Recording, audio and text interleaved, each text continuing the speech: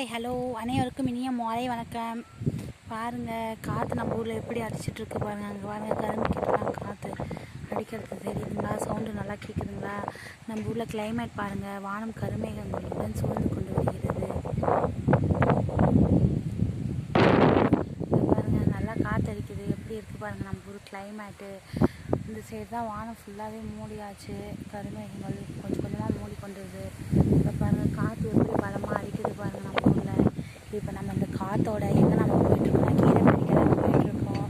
காசலை கீரை பாருங்கள்,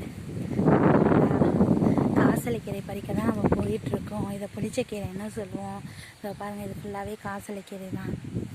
பாருங்கள், இதுதான் நம்ம பறிக்க வந்திருக்கோம், பெரிக்க போகிறோம். வாங்க பெரிக்கலாம்.